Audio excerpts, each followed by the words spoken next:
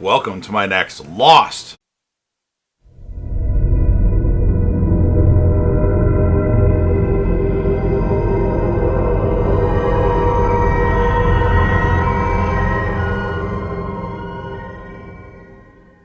Season 2 episode review video. Before I get into that, though, pretty important if you are caught up to the point where I am every watching or watching Lost, or you're just not entirely sure, then you definitely need to take the initiative and pay attention to the episode's title, which of course I'll mention, as well as put in the description. If that happens to be the case, you find that you're not caught up, it would be my recommendation that you don't watch this video any further to avoid any potential spoilers. I've already seen Lost 3 times. I wanted to rewatch it to let it resonate instead of binging it, and I'm a big fan of this show. Love it. I don't remember every little thing about Lost, although the major things I remember. But I'm not the only one that's rewatching Lost. The legendary Crazy Coffee Man is actually watching Lost for the first time. So join us in the journey, and let's discuss the show in the comments section. But let's not discuss anything past this episode that I'm talking about right now. So with all that said, this will be Lost Season 2, Episode 4. The title of this episode is called Everyone Hates Hugo. And this will be my review, reaction, recap after just finishing watching the episode. While eating crazy amounts of food in the Swans, otherwise known as the Hatch's Pantry, Hurley is confronted by Jin speaking perfect English. Huh? And a man in a chicken suit. When questioned about his newfound mastery of the language, Jin says that Hurley is speaking Korean, to which Hurley responds, "I am," in Korean with English subtitles. Hurley asks Jin about the man in the chicken suit, and Jin warns Hurley that everything's going to change, a response Hurley seems somewhat fazed by. The man in the chicken suit starts blinking in time to the beeps of the countdown's timer, and Jin wishes Hurley a cluckety-cluck-cluck day. And the man in the chicken suit shouts, "Hurley," with Kate's voice, as Hurley awakens from a dream. So Jin wasn't really speaking, it was a dream that Hurley imagined it. And Kate reminds Hurley that it's time to enter the code and the numbers, which are written on a piece of paper taped to the computer in case he forgets them. And of course we all know that Hurley knows the numbers by heart. You can just think of retired Yankee numbers, but not all the Yankee numbers. Kate tells Hurley that she'll be taking the next shift as Locke went back to the beach, and Kate says it's pretty cool that they have jobs again, and Hurley replies, "Hooray for us," in a tone suggesting that he is not entirely happy of his new role as head of rationing at the Swan, or the Hatch, whatever you want to call it. I guess it's technically called the Hatch, or the Swan. Sawyer, Jin, and Michael are in the pit where they have been held by the others. Jin suggests building a human pyramid to try and get out, but Sawyer says no. Michael starts shouting to let him out, or to be let out, until Sawyer tells him to chill. Michael says, "Every minute I spend down here is another minute my boy is still out there." Sawyer tells him there is nothing they can do. He is still suffering from when he was shot in the arm on the raft, and the wound appears to be getting infected. The cover is opened, and that large man throws down a rope. Now, this man's name is Mr. Echo. I guess we don't actually find it out in this episode, I believe, but just to give you guys all a heads up, his name is Mr. Echo. I know, Mr. Echo, such a weird name, but a rope is thrown down, and he orders Jin to climb out. They are suspicious, and Sawyer tells them not to do it. Ana Lucia appears behind the man and threatens to shoot Sawyer if Jin does not climb out, and Jin complies, and Ana Lucia tells Michael to come up next, but Sawyer tells him not to do so, and then she cocks the gun, pointing it at Sawyer, and just as Sawyer is saying that she's bluffing and won't really shoot because she only has a certain amount of bullets, she hurls a rock at Sawyer's head.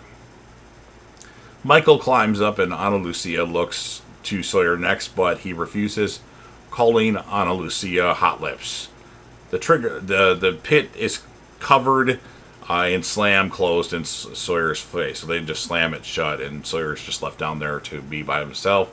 We have a flashback of Hurley watching the mega lottery draw, as the numbers 4, 8, 15, 16, 23, and 42 are drawn exactly matching the numbers on his lottery ticket, which we've already seen. He He faints, which we already saw from him discovering the shock that he has just won the jackpot, and his mother comes rushing in. She to revive him, and then she chastises Hurley for his lifestyle and tells him that he must make changes in his life. And Hurley just appears shell-shocked and says that he likes his life as is and doesn't want things to change. I don't like change either, so. And then later, when Hurley is watching in the ocean, Charlie approaches him and inquires about what is inside the hatch. And Hurley tries to be evasive, but Charlie persists in trying to find out what is going on. He asks further questions, trying to find out what is happening, but Hurley gives no satisfactory answers. Charlie accuses him of lying about his knowledge of the hatch and also about being worth $150 million and walks off in disgust. And then we have Hurley going to Rose. We have not seen Rose yet this season, so good to see you, Rose. And talks to her about what's in the hatch, and Rose says she isn't too interested as her current concern is dealing with the laundry. When Hurley reveals that what's inside could help her with doing laundry, the task that she decides to accompany him to the hatch, otherwise known as the Swan Station. And then once inside, they meet Jack. He's concerned Hurley has been telling too many people about the hatch. And Hurley says Rose won't tell anyone because she's cool. And she needs help with the task of organizing the food. Or I should say, he needs help with the task of organizing the food.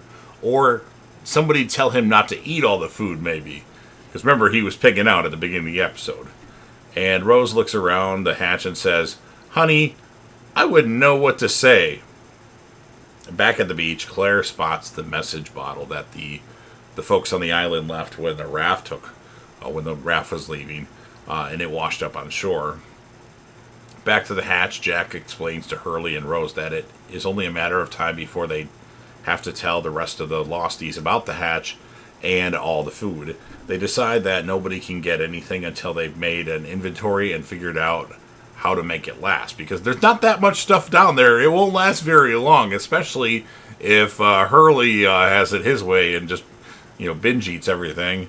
And then with the record player on in the background, Hurley and Rose start to work through the containments of the water, discovering ranch dressing, canned tuna, and Apollo candy bars.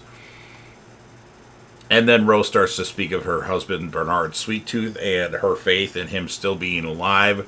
Hurley starts to reveal his anxiety that everyone will hate him because of his new job, just as Kate comes in to take a bottle of shampoo. And Hurley tries to object and tell her no, but Kate just goes in there, ignores him, and says, "Thanks, Hurley," and leaves with the bottle of shampoo to a shower.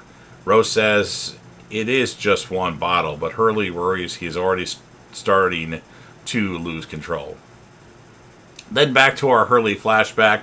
While at work at Mr. Cluck's Chicken Shack, Hurley is still pondering what to do about his big win when he is called into the boss's office. Randy shows him CCTV footage from the previous night where he has been caught eating 8 chicken drumsticks. Randy reprimands him for this and other petty misdemeanors. Hurley quits on the spot and walks out. As he sits outside having a mild panic attack, Hurley's friend and colleague Johnny joins him, played by DJ Qualls, and announces that he has quit too. Then back at the island, Locke is walking through the jungle. He stops at a fruit tree and calls out that he knows he is being followed and has been leading his tracker in a big circle. And then Charlie appears sheepishly from some bushes and begins to challenge Locke on why he's being left in the dark. And he points out that he was involved in getting Claire's baby back, and although he didn't go on the A-Team mission to the Black Rock, he would have if he'd been asked to do so. He says he should be entitled to some answers, and Locke agrees, and then by asking him what he wants to know. And then back at the Swan Station, Saeed is attempting to break through the blocked-off door. He tells Jack the door has concrete behind it, which should be up to 10 feet thick. Jack demonstrates the magnetic properties of the doorway with the key around his neck, And Saeed finds this interesting and suggests they might have to have better luck getting to the other side by going underneath via a grate in the floor. Later, the cover is opened up again by the large man, Mr. Echo. I'm saying that name a little ahead of time, but I'm tired of just calling him strong man, scary man, who instructs Sawyer to grab the rope. He refuses until he sees that Michael is up there too and is safe and not even cuffed up or anything like that, or tied up. And one side of the pit, Michael tells Sawyer that everything is cool, and their captors believe that they are survivors as well as the plane from the crash. And then Ana Lucia spots a stone in Sawyer's hand, and a small struggle ensues, resulting in her knocking Sawyer to the ground and aggressively asserting herself as being in charge. And then Sawyer grudgingly, agrees, I guess, to this, and Ana Lucia announces it is time to move out before it gets dark, and she starts to lead the group into the jungle. Locke has been telling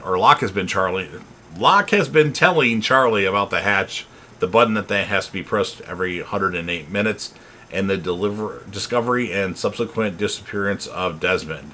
He explains that the Losties will now be pushing the button and that he is setting up a rotation of 6-hour shifts, and Charlie seems rather unenthusiastic until he learns that there is a record player down there. When Locke reveals that, Hurley is in charge of the food, and you can just kind of tell that you left him in charge of food was his look. Maybe not, but that's what I get. Like, why out of all people would you leave him in charge of food? And then Charlie heads off to confront Hurley, and Harley finds Hurley on the beach sitting under a tree and says Locke has filled him in about the hatch and the food, and he asks for peanut butter for Claire, but Hurley says he can't give him any. Charlie tries to emotionally blackmail him for withholding it from a nursing mother and declares that Hurley has changed. Charlie walks off in disgust. Hurley and Johnny, this is back to the flashback, start a celebration of their unexpected day off by taking a trip to a local record store where they find copies of Drive Shafts, You All Everybody, that of course Charlie is on in the $2 bin. And then after singing along with it, and inaccurately singing along with it, Hurley goes over to the headphone section and starts talking to the shop assistant, Starla, a woman he's had a crush on for a long time. He finally plucks up the nerve to invite her to the Hold Steady concert over the weekend, and to his greatest surprise, she happily accepts. Johnny is impressed by Hurley's newfound courage and asks him what brought all this on, and Hurley implies that he wanted to make his move before things change.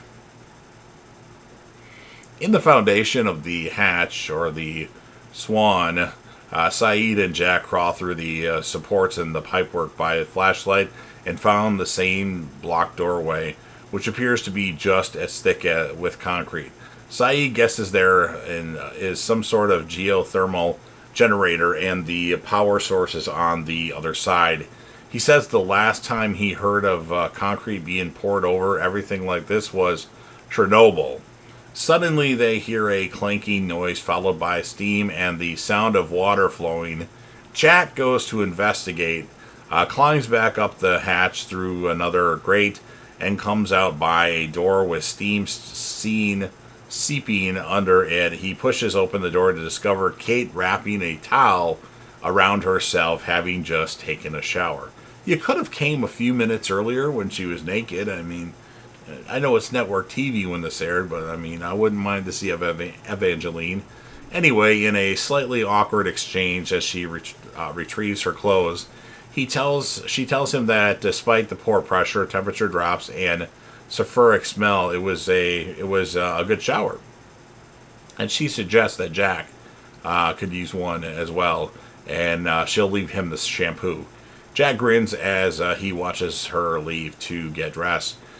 During the trip through the woods, a blonde woman introduces herself to Michael as Libby and says they were were one of the 23 survivors from the tail section.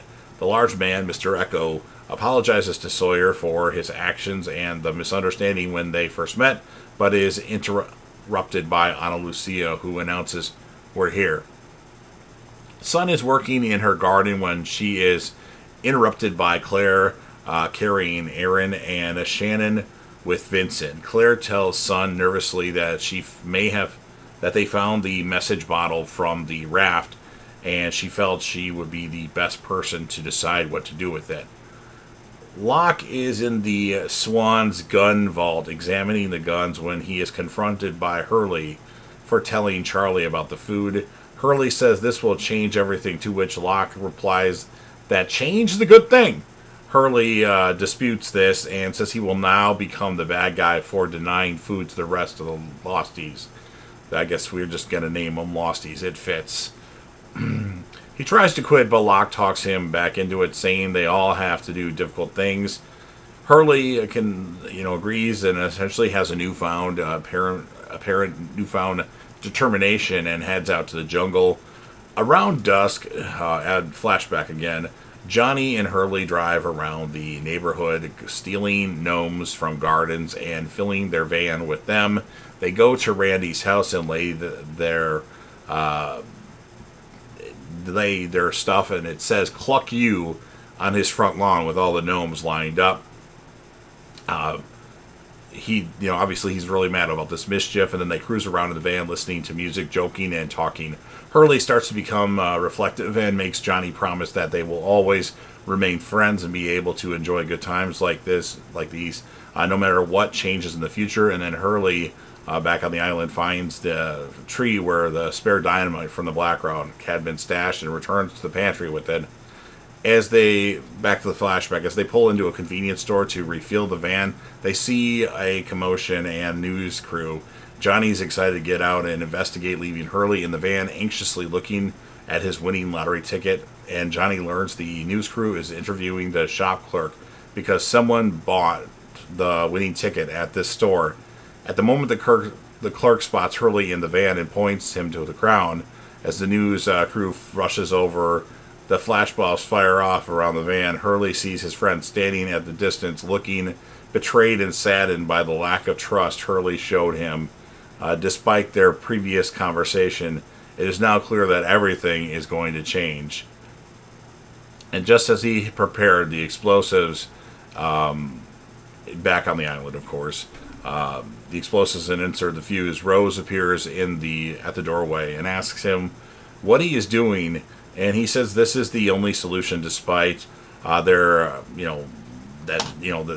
somebody might get hurt. This is what they got to do. And he pleads with her to leave, but she stands her ground and demands an explanation. And then Hurley, with heartfelt tone, Hurley says that the distribution of the food will cause rifts in the group. Then he will be the focus of the anger, and he starts to draw paralyzed with how people react to his lottery win with questions like, why does Hugo get everything? Why should he get to decide? And everyone will hate him.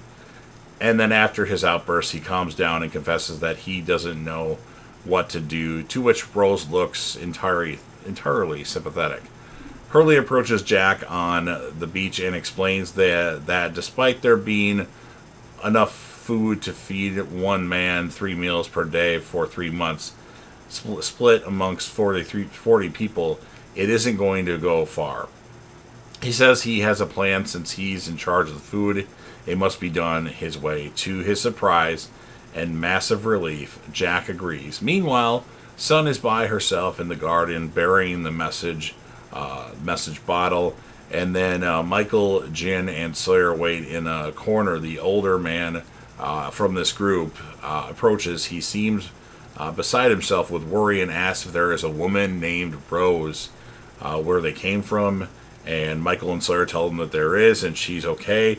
His face fills with relief and joy as he grasps Michael's hand and thanks him profusely. He introduces himself as Bernard. So Bernard is still alive. We see Rose slip an Apollo candy bar into her pocket in anticipation of a reunion with her sweet-toothed husband Bernard, and clasps onto his wedding ring as she smiles warmly, ending this episode of Lost. I've been talking for way too long. Lots of notes taken. Really good episode. I'm going to give it an 8.6 out of 10. My three main standout characters, and you could argue three different characters. Obviously, Hurley has to be the main focal point. I really liked Rose in this episode, and I'm happy that she came back. She was gone for 3 episodes, and, well, she was gone for a while, more than that. And then Ana Lucia, I just like her character, her badass, and, like, one-upsmanship on Sawyer being more of a badass than him. So, you've heard me ramble long enough. Now it's time for you to talk, or for you to chat.